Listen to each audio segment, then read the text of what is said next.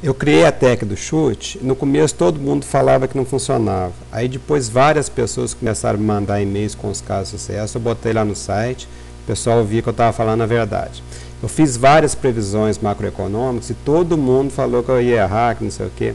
Só que agora eu comecei a receber também comentários confirmando que eu tinha acertado. Então o pessoal que me acompanha, eu vou explicar para vocês como é que se faz previsões, por que que eu acerto. Bom, primeiro vamos aqui no elogio, né? Essa apoia bem que você falou a verdade, alguns meses atrás, de que a Europa e os Estados Unidos vão se fuderem. Tomara mesmo que o Brasil continue bonito na fita. Bom, então esse cara que me mandou esse elogio gostoso, aí assim como eles, tem recebido vários.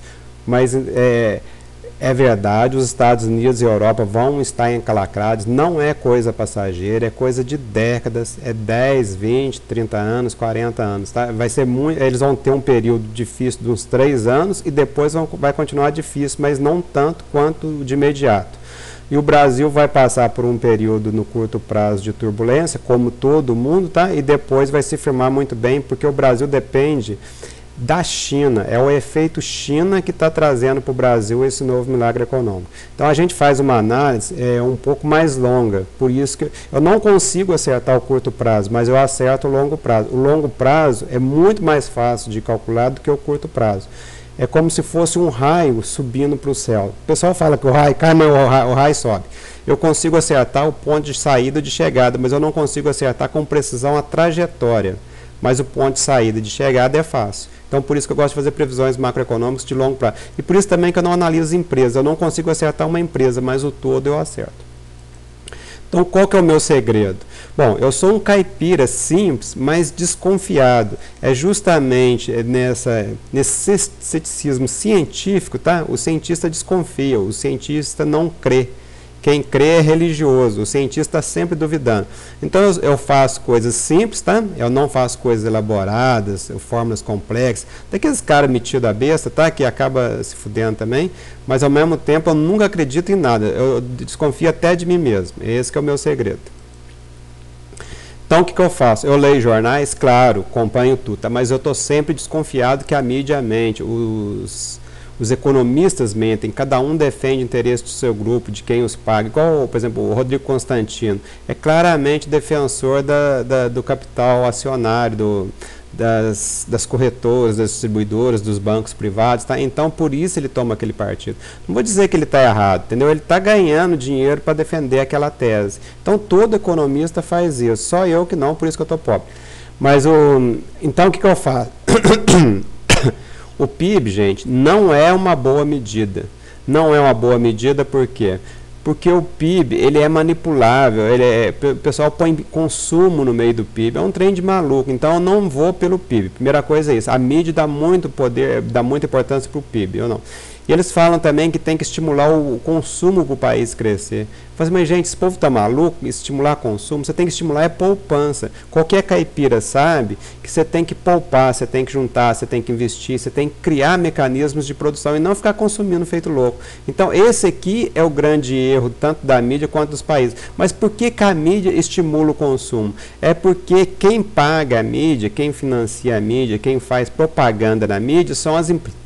São as empresas que querem vender. Se a mídia não estimula o consumo, ela vai quebrar junto, entendeu? Não tem como, ela tem que estimular o consumo irresponsável. Então, por isso, o consumo americano não está aumentando. O consumo americano não tem que aumentar mesmo, não. Eles têm que parar de gastar, trabalhar e fornecer produtos para nós aqui. Eles vão ter que trabalhar para nós. Então, o PIB, gente, como dizem que o PIB americano 70% é consumo, é evidente que eu não vou levar uma coisa a sério que se o consumo aumenta, o PIB aumenta. Não é por aí. Mas então, como que eu analiso? É uma simplicidade caipira, gente. As exportações de um país, para mim, é o quanto o país ganha. E as importações é quanto o país gasta. Então, eu analiso principalmente o quanto que o país exportou no passado, o quanto que ele está exportando no presente e o quanto que ele vai exportar no futuro. É presente, passado e futuro. Tá? Você não pode fazer uma análise momentânea. Você tem, por exemplo, a Petrobras está investindo no pré-sal. Isso aqui significa exportação futura. Então, os Estados Unidos, Europa, Japão, que são altamente dependentes de petróleo, já exploraram os recursos naturais todos. O que significa? Importações no futuro. Então, eles estão encalacrados porque a perspectiva de importações dele é alta e a exportação é baixa. Do Brasil, ao contrário, o Brasil está criando bases para aumentar as exportações. Então, é por aqui que eu analiso um país, tá? Principalmente, essa aqui é a base principal, é claro que eu analiso outras coisas. E quais as maiores inconsistências que eu já encontrei? Eles falam que os Estados Unidos têm o maior PIB mundial, que é o maior PIB per capita, só que os Estados Unidos não conseguem poupar o mínimo para suas contas, estão devendo até as carças. Então, se eles não conseguem poupar, é porque eles não têm ganho, porra. Se tivesse, estava poupando. E outra coisa, eles não conseguem prover nem o seu próprio povo de produtos, eles precisam importar muito mais do que eles exportam. Então, que PIB que é esse? Entendeu? Isso aqui é um PIB furado, não tem nada a ver. E eles falam que o PIB chinês é pequeno, que o PIB per capita chinês é pequeno. Mas se o PIB do chinês é pequeno, por que eles conseguem ser os maiores exportadores do mundo? E outra coisa, se eles ganham pouco, como é que eles conseguem sobreviver com menos da metade que eles ganham e a outra parte eles poupam e depois investem? Então a China está investindo muito e ainda sobra dinheiro para emprestar para os perdulários americanos. Então não tem cabimento você falar que o PIB americano é maior do que o da China. Para mim o PIB da China é muito maior do que o dos Estados Unidos já. Não é que vai ser em 2043 como previu o Goldman Sachs. Já é maior, no meu entender. É a medida do PIB que está errada. Então eu trouxe aqui para vocês as exportações. Ó. A China exportava muito pouco. Depois que ela entrou para a OMC, gente, não é que ela se tornou a maior exportadora do mundo, não. Ela se tornou isoladamente a maior exportadora do mundo com uma perspectiva de crescimento muito forte. Isso aqui é FMI, tá? Até 2010 é OMC, tá? E depois eu peguei do FMI, põe a inflação, as coisas, tá? Então nós temos a China, tá? Temos a Alemanha, que está bem, só que às custas dos PIGs, né? Os Estados Unidos vão ter que desvalorizar o dólar muito fortemente para poder se tornarem competitivos, e o Japão está envelhecendo, está morrendo, com aquele tsunami lá piorou mais ainda. Olha só o saldo comercial dos Estados Unidos. Então, as exportações menos as importações dá o saldo. O saldo é uma boa medida também para a gente olhar, mesmo porque aqui eu tenho mês a mês, está lá no IPEA.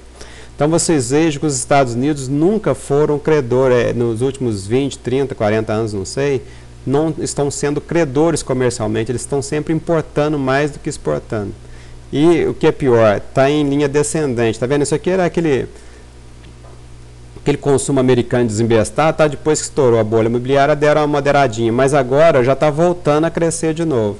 Então, os Estados Unidos não estão resolvendo o seu problema, muito pelo contrário, vão ter dificuldades. Aqui está o detalhe, tá vendo? Depois que o mundo começou a recuperar, depois da crise imobiliária, eles despejaram dinheiro, né? E estão piorando as contas dele. Não só o valor, gente, que é alto, tá vendo, em torno de 700 bilhões, como o sentido, está aumentando o déficit. Então, você olha o valor e mais o sentido, ou seja, o futuro. Vamos analisar com detalhes cada um dos 4 grandes exportadores de 2016. Tá? Isso aqui em trilhões de 2011, eu peguei na CIA e corrigi pelo FMI o futuro. Então a China vai ser o maior exportador em 2016. Ela exportará mais do que o dobro do segundo colocado, tá? Entre a Alemanha e Estados Unidos aqui. A China está muito bem, está investindo horrores, está guardando dinheiro, está educando o seu povo. Então a China está bombando. E esse negócio de que a China vai ter problemas, não tem problema, gente. Se você analisa no todo, entendeu? É fácil fazer as contas. Eu só pego o total e depois eu desço nos detalhes. O pessoal fica pegando detalhezinho e fala que vai dar merda. Não vai. A Alemanha está muito bem, mas à custa dos PIGs. A Alemanha rouba os outros países da União Europeia, porque a Alemanha é eficiente, tá? Ela pega o café do Brasil, ensaca lá e vende mais caro para a turma, entendeu? Então a Alemanha está dando um golpe lá, assim como São Paulo dá um golpe no Brasil e o Brasil dá um golpe no Mercosul. O país mais forte leva vantagem numa união comercial. Os Estados Unidos, eles têm potencial para aumentar as exportações dele, evidentemente, mas só que o pessoal lá tem que parar de consumir e trabalhar. Então vai ter que desvalorizar muito o dólar, porque aí não tem jeito do americano consumir. Esse que é o segredo. Eu acredito que a desvalorização do dólar deva ser em torno de 50%, tá? Se cair mais uns 50%, acho que eles melhoram. E o Japão, gente, tá velho, teve aquele problema lá. O Japão tá morrendo, tá caindo, pode ficar como um reduto de tecnologia, mas quem vai dominar mesmo é a China. Falou, moçada?